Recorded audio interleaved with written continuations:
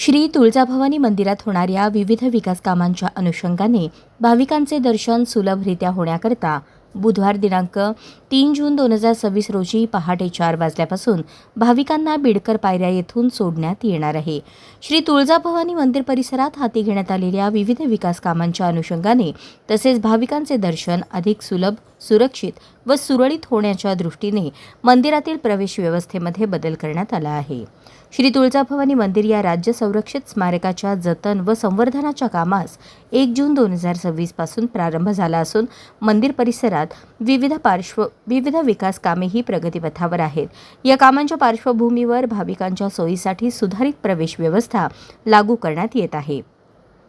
त्यानुसार 3 जून 2026 पहाटे 4 वाजल्यापासून सिंहासन पूजा पासधारक भाविक 500 रुपये देणगी दर्शक पासधारक भाविक यांना राजे शहाजी महाद्वार मार्गे प्रवेश देण्यात येईल.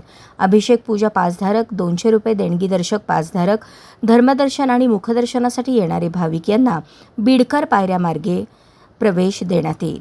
मंदिरातील सर्व महंत, पुजारी, सेवेकरी तसेच भाविक भक्तांनी या बदलाची नोंद घेऊन संस्थान प्रशासनास सहकार्य करावे असे आवाहन मुख्य कार्यकारी अधिकारी उपेंद्र तामोरे यांनी केले आहे.